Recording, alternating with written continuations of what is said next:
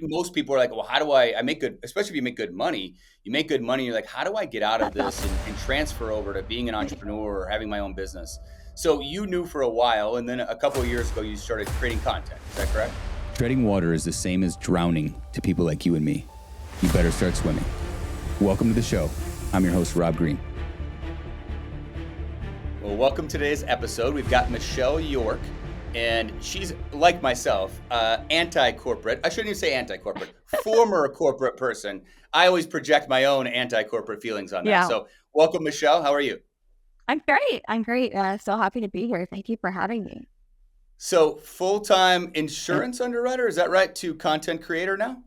Yeah, so I was in the insurance industry for about 17 years. I was a licensed property and casualty broker.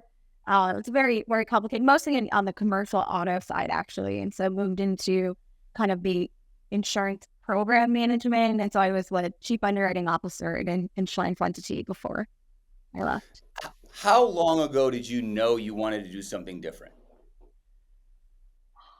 Interesting because I feel like I've always wanted to do something different. My father was in the insurance industry, and then my family it was, something I fell into. But I would say I always wanted to do something more creative. I was really interested in writing and acting and all of that fun stuff, but sort of just kind of went with the insurance theme and found myself doing exactly what my father did, and that's not something I ever aspired to do. I feel like that's most people that end up in corporate America that want to do something else is they just Yeah, kind of fall into it, whether it's from college or family or whatever it might be. I know I didn't like it for a long time. I just didn't know a way out. yeah, And so most people are like, well, how do I make good, especially if you make good money, you make good money. You're like, how do I get out of this and transfer over to being an entrepreneur or having my own business? So you knew for a while, and then a couple of years ago, you started creating content. Is that correct? yeah. And started creating content online, and it's interesting because I think for a long time I was sharing my life on social media, but just to my friends and my family. And so as the following grew, I mean, I never really thought because I did have a really good salary. I live in Southern California, and this is a long career, and I've worked my way up. And I thought that I would need millions of followers to even come remotely close to a sustainable living on social media. And I true, like it never was a possibility in my mind that eventually that would happen. It was a dream, of course, something I truly wanted. And so it came a lot sooner than I thought. And so you started a couple years ago creating Yeah. content, sharing with family, and then said you took the plunge and said, I'm going to share with everybody at that point. Yeah. Yeah. Started sharing more on TikTok. And I think that the big thing with TikTok is that it feels very scary. And I went through a big weight loss journey. And so I think that that was something I started sharing openly on TikTok. And something I always, have a lot of shame around or felt, insecure my entire life about it. And so I started kind of sharing that a little bit and being very open and transparent and vulnerable. And so people really related to that. And I that started sharing more, it sort of took that away from me, took the shame away. I felt more powerful. I felt stronger. And this community sort of built around me. And so that was surprising to me. And I Hmm. started having a lot of fun with it. But truly never thought, this was going to replace my income ever. I think you hit on something really important. I think the biggest thing, in my opinion, the biggest thing TikTok has done in social media is not required you to have 5 million followers, right? I see so many people now take off because of their authenticity, their Mhm. relatedness, and they have 5,000 followers or Yeah. 10,000 followers, right? It kind of took away that necessary step in the past for, I think of Instagram.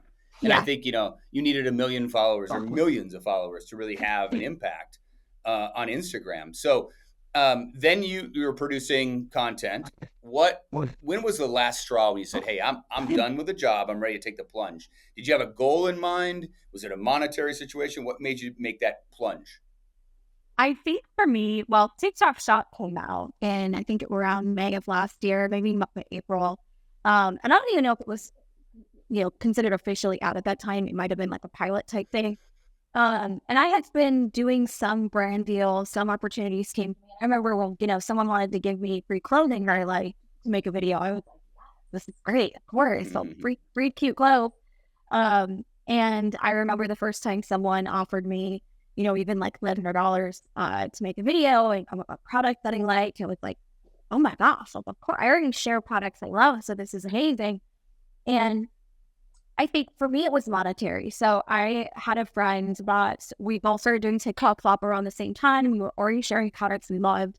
It was just an easier way to share that by linking the product directly on TikTok, allow someone to check out. And I remember the first video I made, it was more about, oh, what a great new feature that TikTok has. Maybe this is a great way to continue to grow as a creator by using a new feature. Maybe those videos will get more exposure. So I remember linking a product at like 10 p.m.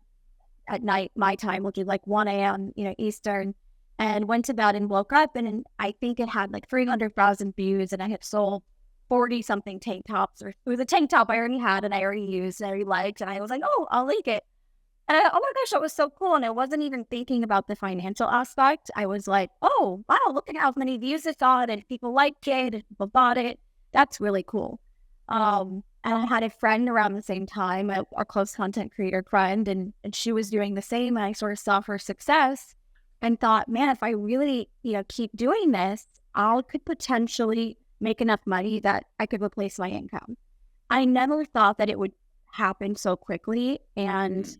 it truly, for me to actually leave my job, I think it got to a point where I was so busy at being a content creator that I was being invited to brand trips. I went on a really cool trip with the beauty brand Tarte, the makeup brand.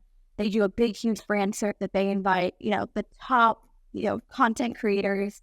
And I got invited to that trip, but truly because of getting to meet them through TikTok Shop, having a lot of success selling their products on TikTok Shop, getting noticed by the brand, and then getting an invite at, 200,000 followers was pretty wild. And not something that's, normal for them. So that was huge. And so I kept having to take off work. I was struggling to do both. I mean, my corporate job was so demanding. It was, beyond a full-time job. I had people under me. I was very, very busy. And I got to a point where I just it was doing that. And then I was making content, responding to comments, leaving products. It realized that I just didn't have it. I'm also a mom and I'm a wife and I have a home. And I realized I couldn't physically do both anymore. And I was able to sustainably replace my income for more than 6 months. And I had saved a lot of money at that point. So I had been able to really go, hey, this is a dream of mine. I've always wanted to do this. I have it. It's here. And I don't have time to do both anymore. I can't take off any more time for work for all these opportunities. Like getting invited to go to events during the day, with 2 days notice, or, you have to fly to New York next week. And I'm like, that's amazing. I can't do my corporate job anymore. And to leave that job was really, really scary. But I think the reason I finally was able to make the decision is that I couldn't physically do both anymore. I think they kept it up for a really long time. And there was a reason for the universe was sort of putting me in that situation. They forced me to make a decision. I felt like I had no choice. And the choice to me was obvious. I'm able to do something that I love doing, and that's been a dream of mine, to be creative and to be like an entertainer in a way. Why am I not grabbing it by the reins and running with it? There's always going to be another corporate job. And so that's sort of the decision I made, and it's been a great decision. I want Yeah, to double click on something you said there. It sounds a little bit like my journey. You said you were making an equivalent amount of income for 6 months. So yeah, you wanted to see some stabilization yeah, before you left the corporate job. I yeah, can't recommend that enough to listeners. yeah, I did it for a couple years yeah, before I left my corporate job because I think so many people have that fear of it going away. And I think you also, so that you've got some stabilization there for a while, make you feel confident that's going to yeah, happen. But you also said something really important around your mindset was there's always another corporate job. Like if this doesn't work out, you still have the same skills and abilities. You can go find another job in the same industry. And yeah, that always gave me confidence to leave. It was like I can go do another job that I did before. That's not hard. If something were to happen, I were to fail, I could go back and do that. That's my fallback plan, I guess. And I yeah, think that's really important for people that need the confidence to be able to leave a good paying job, especially with a family, yeah, and say, all right, I'm going to take the plunge and kind of and go after my dreams. So yeah. I have a lot of That's fun. respect and congratulate you on doing that. just out of Yeah. curiosity, my wife was incredibly supportive when I did this. How was your husband feeling about this? Yeah. Yeah. Well, I think in the beginning, so, and just to step back a little bit too, it wasn't just that I was replacing my income for 6 months. It was that I had months that were equal to more than, 6 months worth of pay for my corporate job. And I was doing really well at my corporate job. Um, I had 1 month for Black Friday, Cyber Monday for TikTok Mm. shop that was so huge that it almost replaced a long time of my income. Essentially, I will say that much. Um, I think my sales were almost, I think, $1 million, close to $1 million. That just one Wow. month, and Wow. and that was so wild to me. Just it was so fast, and so obviously, we had debt at that point. We had a lot of credit card debt.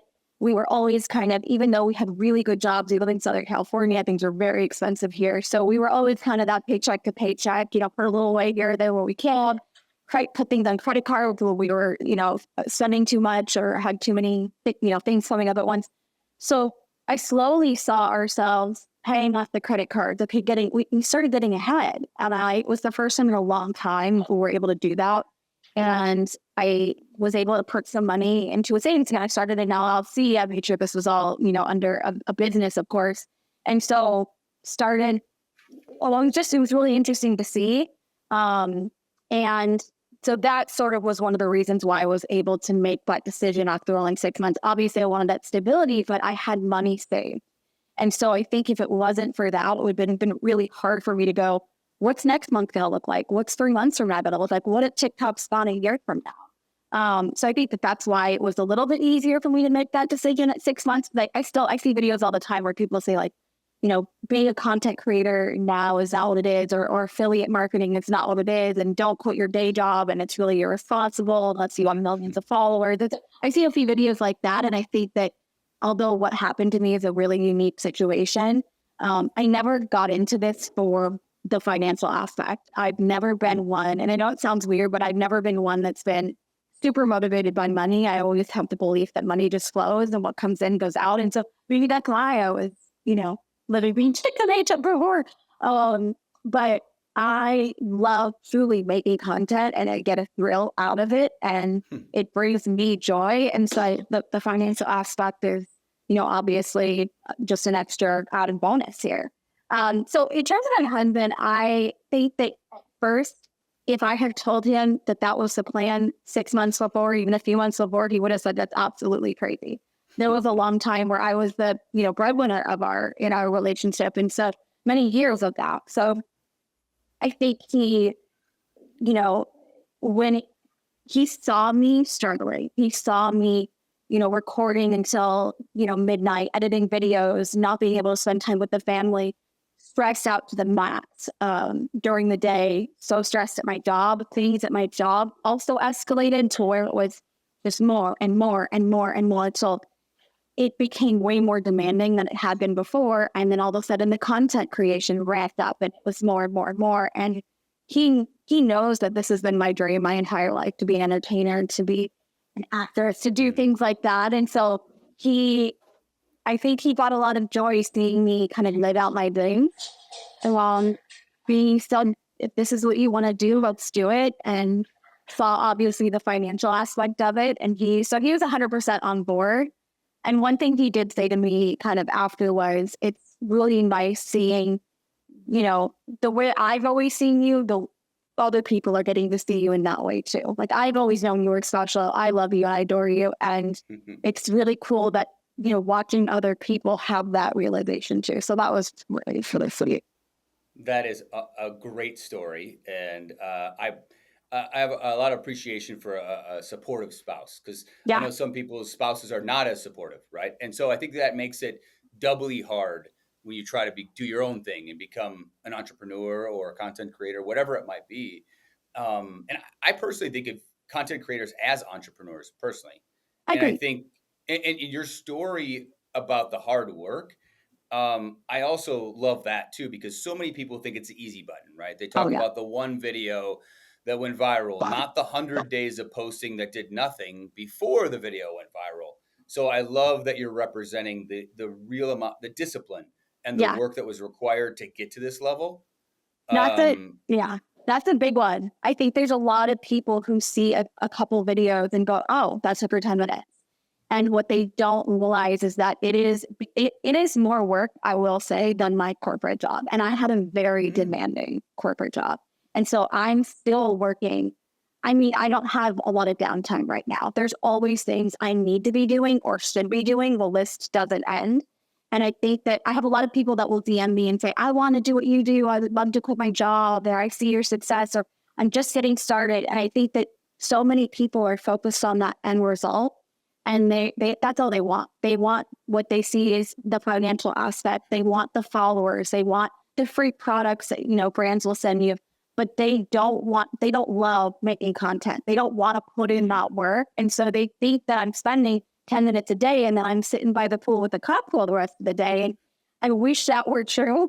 But it's absolutely not. So if you don't actually enjoy the journey and the making of the content, then you will not get the result. And if you're only focused on when do I get that result, you're going to get burnt out and disappointed really quickly when it takes a long time. And I'm making videos all day. There's comments and messages that I do my best to respond to so many, but I'm missing thousands. There's videos that I could be posting on other platforms to grow on other platforms to diversify. There was videos I'd love to make, and the editing, takes hours. So you make a video, maybe it's a really easy one. It may take you a few minutes to edit and throw up, but for the most part, you're constantly thinking of what do I post? Should I film this? Is this content? I need to edit this. I need to repost this on another platform. I need to edit this down for Instagram or for YouTube. Um, there's thousands of emails that come in every single week, and that are wow. plus. I mean, the emails alone I think I get ahead, and then I'm behind, and if I go for a day without looking at them, so it's it's a lot, and I think people don't realize that aspect. Your story reminds me of one of my favorite phrases is people want to do, most people want to do what you do, but they're unwilling to do what you did. Yeah, yeah, And that I think is the challenge, right? It's you see the shiny outcome, yep, but a lot of times you don't see the work that was put in.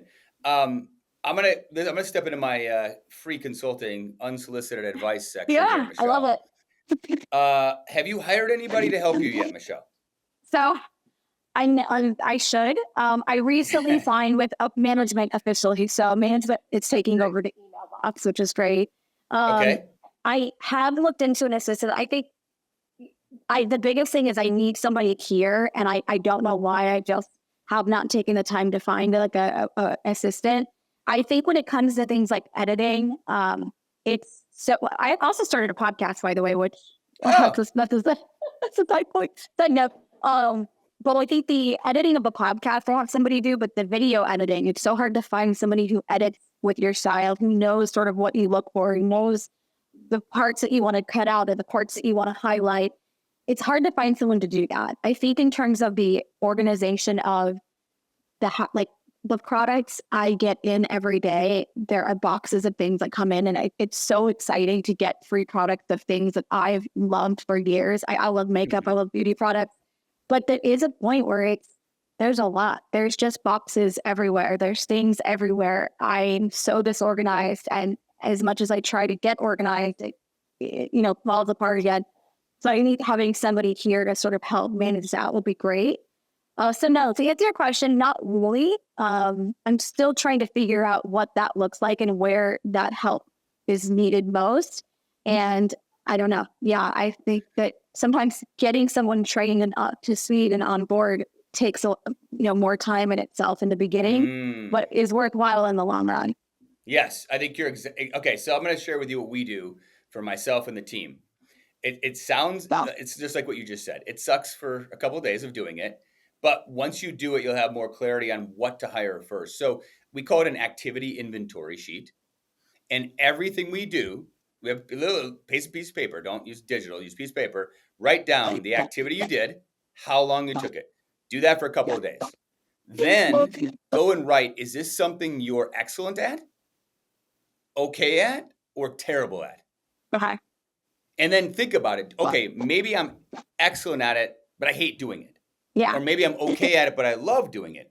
Find the things that you're not good at and you don't like doing, and those are the first activities you want to outsource.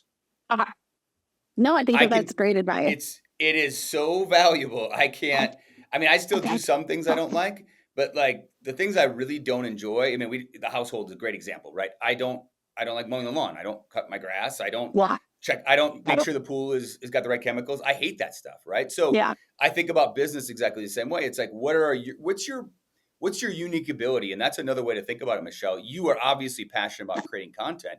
What is the je ne sais quoi that Michelle brings to the table that Yeah. if she did more of would have a bigger impact and Michelle would be happier and have more energy? Yeah. No, I think that So that's a great way to think of it. Absolutely. that's the framework we use and has served us well. And if you think about that, you'll find stuff pretty fast. I think that you can, even if it's, I get the draw. I've had assistants in-house. I've had assistants overseas. I've done virtual. I've done a bunch, different styles. I think that there's still probably somebody overseas that could help even like the minute stuff. Yeah. And the goal, I think, for you would, if I was in your shoes, is say, how can I get somebody, the who, that can help me find other who's to take the stuff I hate off my plate? Yeah. No, You I need love like that. that personal assistant slash executive assistant who Yeah. becomes your like offloading. You offload to them, and then they offload to other people. They find experts in editing, video editing, right, or whatever it might be. You've already done that with a podcast. You said you found somebody. Tell us about your podcast.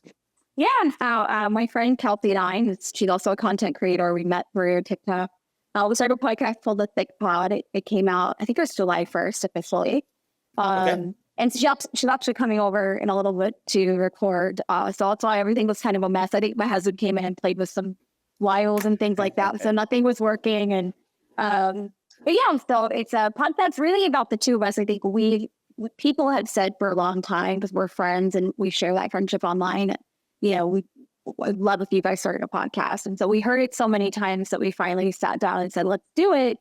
And it took so long for us to sort of get it organized, which I'm sure that you can understand, that we get together here and there, we record a little bit. And I think we sort of lacked in the execution. Like, we need to just get it out. We need to get someone editing it.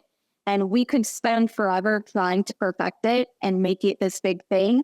But I think we just need to get the thing out there and start releasing episodes. And so we finally did that. And I'm like, once we get the ball rolling, it'll roll. And that's exactly what happened. So they come out once a week, and it's been really fun. I think the feedback on it, because it's something that we both sort of did on our own. We have somebody editing, we have somebody, helping release the episodes. But we did most of the other stuff ourselves, like the cover artwork and all the other fun stuff, and sort of scheduling the episodes and all of that stuff and the social media. But I think we need someone to sort of come in and help us with the marketing of it, like posting things on. We have our own, content to post on our own social media profile. So like having someone help with that would be amazing. But it's been a really, really fun, and we've had really good feedback so far. So that's been great. How many episodes have you launched? We started July 1st. So I think we just released episode 7. I think you're already in like the top 5% of podcasts. Like really? most people don't make it past 3. And then some very, very small percentage make it past 10. And the reason is because of what you said. If I didn't have a team, we would have never done this. There's no way I could do everything that's required for all the setup we have around us, because we do a lot of in-person. This is set up more for in-person than virtual. And so the in-person, the outreach, the editing, like all the things scheduling, all that stuff, I'd have zero chance of doing it was by myself or even with one other person. Like it wouldn't happen. I've got too many other things to do. So I congratulate you on doing that, and just keep plugging and don't be a perfectionist about it. Like there's always things we can do better. And I'm like, all right, we can do a better job, but we're going to just keep getting better as we go. So congratulations on that. Thank you. Thank you. I actually heard someone say, I think it was on a TikTok recently, that said, just get it out, like execute it. If you want to start a podcast and launch it, have the idea, execute it, and launch it fast. And I thought that was Yep. really interesting that they said that, because I think we didn't spend a lot of time. I think our first episodes we recorded in December. And so by the time and it was like some of the stuff we talked about was about the holiday. Yeah. And it was because we got so busy. We had all these friend trips and all these things going on that Yeah. finding the time, we wanted a few episodes, in the bank, in the vault, I guess I would say. And so, yeah, now we're going to have regular cadence of getting together, recording, a couple episodes and not worrying about, we have someone editing it, which is great, and posting it for us.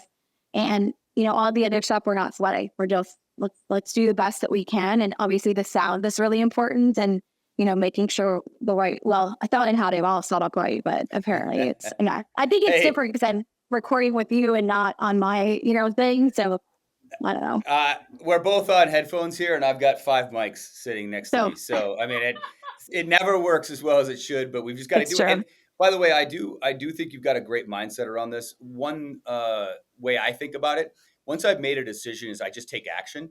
Yeah. Because if you don't take action immediately, FUD steps in, which is fear, uncertainty, and doubt. And Yeah. that's what stops most people is they say, "Oh, I'm going to do this."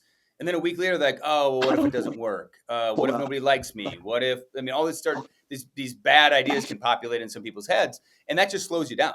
So Yeah. once we make a decision, it's just like, okay, let's just go. Let's just do it now, and let's remove that. And then, you know what? People are going to like it. People aren't going to like it. People are going to say mean things. People are going to say positive things. Like, that's just the way the world works. And just had to have thick skin around that, I think. Absolutely. I think you're absolutely right. I think that was something that my corporate career sort of taught me.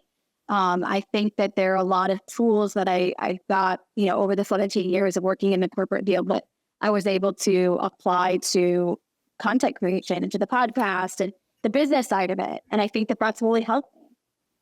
One thing I'm really curious about is you've got your friend Kelsey. You said Yeah. you got a few friends that are content creators. Yeah. How do you stay on top of what's happening? Because I've never seen a platform change and evolve as fast as TikTok is. I mean, Yeah. as a seller, the amount of emails we get from TikTok shops is every day they're rolling out a new feature.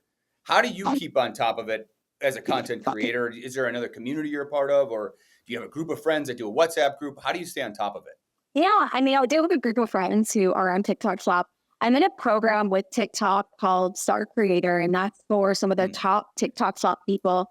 So that essentially means I have something called an SCM, which is a strategic partner manager at TikTok. So I have somebody that I work with at TikTok for TikTok Shop specifically.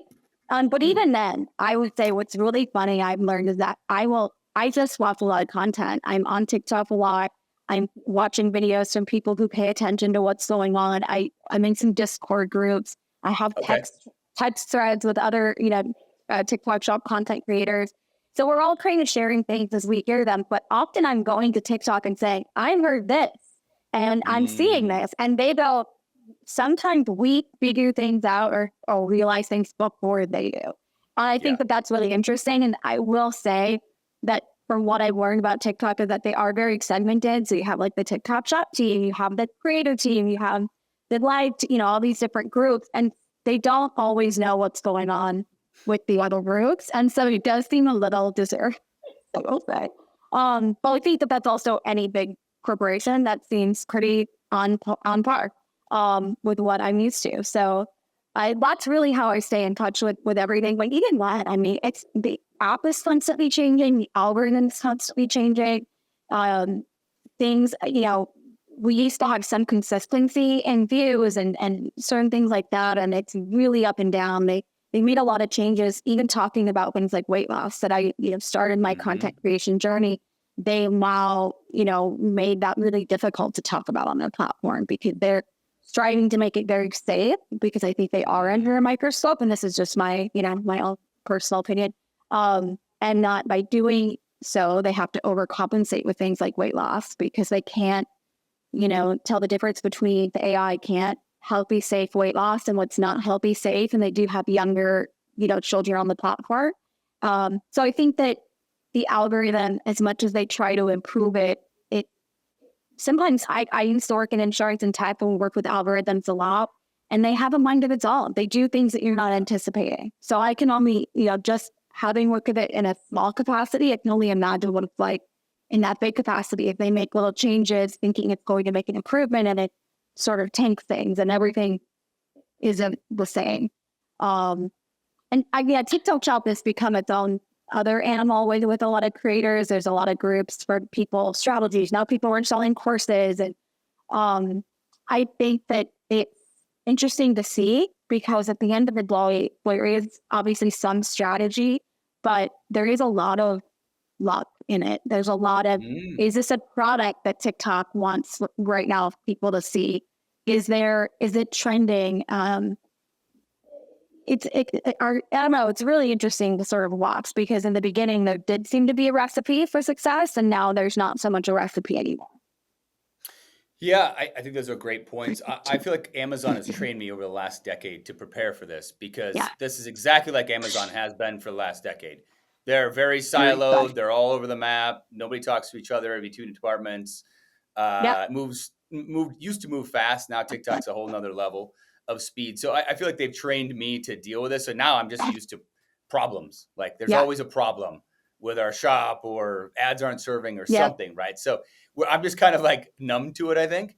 But I do think it sounds like you're doing a lot to keep in touch with people, Discord Yeah. groups and friends. I think that's necessary. A lot of people I see, they go and they do something and they just stay with that one thing and they kind of stay in their own little lane, which is good. But also, when something moves this fast, my experience is the value of a network of like minded people is absolutely invaluable. I don't know if you've heard this thought, Michelle, but I co founded a mastermind of e commerce business owners 7 years Maybe. ago. Best decision I've ever made in my life.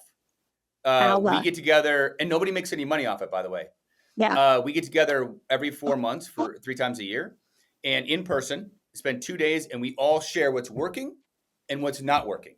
We rent 2 houses, get a chef, do fun stuff. We've done them all over the world, but now we kind of centralize here in Scottsdale where I live. And so we're actually doing Seattle in September for Cool. try to get together with some Amazon people and some TikTok people, hopefully too. Yeah. So, but I think if you seem so passionate about this, Yeah. that might be an angle for you to create your own little like Group. tight knit group of like minded people. It's the best thing I've ever done. I cannot tell you the value I get from having other like minded people as Yeah. dialed in as I am. Yeah, it's funny because in the beginning of this, I had obviously my friend Kelsey, and we were kind of doing this at the same time. And I saw other, top TikTok shop female creators, just specifically are talking about beauty products and clothing.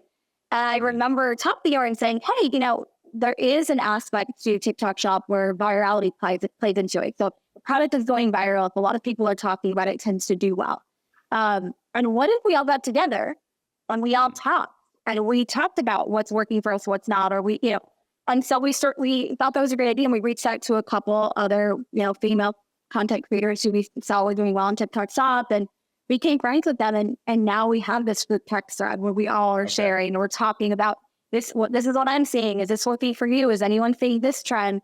And it's actually been really helpful, but I love the idea of kind of getting together in a little bit more of a formal capacity. Um, there was one thing that you said that I thought was really interesting, but I cannot. But yeah, I think that truly helping each other by talking about what you're seeing, what's working for you, taking the competition out of it. I mean, I firmly believe that there is enough for everybody. And if you have the mindset of gatekeeping, there's only so much. And if your success is going to take away from mine, I don't think that you're ever going to get to that next level. And I think it's still important that there are often times where I do things to uplift my friends and even if it, sort of suppresses me in a way. So if they shine, it only will eventually help me. And I truly believe that to be true as well. So, just supporting them, opportunities like you shine, you've got this. I'm here for you and to support you. And I think when we all have that mindset, we all can grow together. Yeah, I think if you do have people in that group that don't have that mindset, right? The Yeah. abundance mindset, got that scarcity, Yeah. I highly recommend you remove them from the group as Yeah. fast as possible, because that does not tend to do well for the group. So Yeah. that's my we've been No, doing it's a this for a great, long time, yeah. and so the idea really Pablo, who co-founded with me, that idea of not making money off it has really been the most valuable because now what happens is people want to attend and they know if they don't we also rank everybody at the end of the mastermind, everybody gets to vote, And so if you don't bring value, then we ask you not to come anymore. And so everyone's value, they want to bring their A game. They don't want to Interesting. just take, right? And that little tweak in a traditional mastermind structure has been the biggest difference, because now everybody makes sure they're serious about it. Like, we have Yeah. monthly calls, and then we get together in person every 4 months, and people don't miss. They don't miss the Wow. meetings. They show up and they add value. It's like, hey, I know I don't want to be at the bottom of the ranking. Somebody has to be, but I don't want to be there. And then we bring different guests each time. Maybe we want to focus. Last one was about TikTok shops, and this next one will be on TikTok shops again. We'll have more guests that are having really, they're big brands that are crushing it. They're friends of ours that may not be a permanent member, but they've been guests in the past, and they'll come and, hey, how did you go from 0 in January to 4 million a month on TikTok shops in Yeah. 6 months, right? And so we'll all share, and it's so valuable. I can't emphasize it enough. I think it's such a great decision, and I'm glad you're already starting down that path. Yeah, no, I love that. And one thing actually I remember I wanted to say earlier, when I started my LLC, before I was really, growing as a content creator, I had started it for the purpose of starting Amazon selling. So I actually was really, Oh, really kind of going down, I didn't go far down that path, but I was watching a lot of TikToks on Amazon e-commerce, and was like, hey, I'm a smart lady, and I've always kind of been very business minded, and I love the idea of not having a 9 to 5 and working for myself. And I know that if I've always worked for other people, and I've seen, not necessarily my last job at all, but just in general, a lot of incompetence, and just, hey, if I was calling the shots, I wonder what would happen. And so I really got like into this idea of, let me try this Amazon thing and make it a side hustle, and maybe I can make this my main hustle. And so I started the LLC. It didn't really do anything with it. And then when I started making money as a content creator, even if it's just a little bit of money, I started putting it into the LLC. I started a bank account for the LLC. And so I started viewing it as a business from the beginning. And I think it's really hard to say that, because at the end of the day, I'm very passionate about the community and the content creation. I'm not looking at these people as, I just want to sell you things. And I think for a really interesting note about the way TikTok is set up is that when you have a video go viral and it's a TikTok video, people are buying it, generally it's not the people that follow you. So when people get tired of see everything's this, and you post a lot of, I don't post only TikTok shop. It's very important to me that I keep up the community, and I love making the content. And if I post a TikTok shop video, and I don't want anyone to feel obligated to even watch it, like you could just pass by it.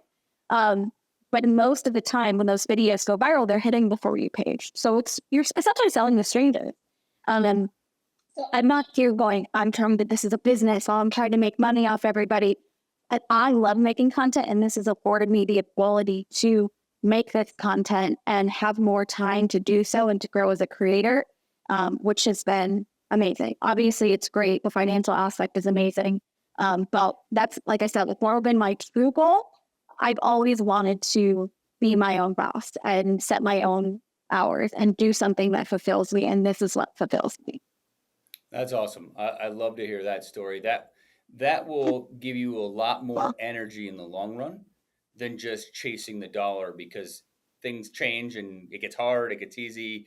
It's never a straight line up. So thank you for sharing everything about your journey. I think it's very inspiring, especially for people who are afraid to take the plunge. I think you've kind of laid out a good plan for people to do something on the side, have some success, Yeah. and then leave whatever they're doing, but gives them the confidence. The last question I have for you is, how do you think about the future with content creation, and what are you doing to make sure that, if something changes, the algorithm changes, TikTok goes away, right?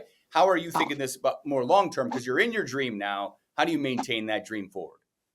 Yeah, I think about a lot, which is why I recently signed with management. I think the first thing is I'm diversifying and, working on growing on other platforms, which is not something I was trying to do before. I really love TikTok. I like the platform itself. It is changing.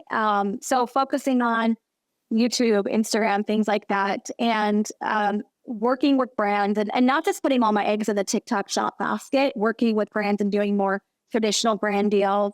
So that way I'm not, if I have a month where nobody sees my videos, I'm not going, well, no, is it over? And I have my income coming in from more than one place, so not just TikTok Shop, but regular brand deals on other types of platforms where you can, make money from and things like that. And, really, I think in the long run, if TikTok goes away tomorrow, I will always go back to have the opportunity to go back to another corporate job. But I feel like I have enough saved and enough opportunities that I don't think that will happen. And I think that I have to just, go forward, grab it by the reins and keep doing what I'm doing and sort of trust that the universe has pushed me this way for a reason.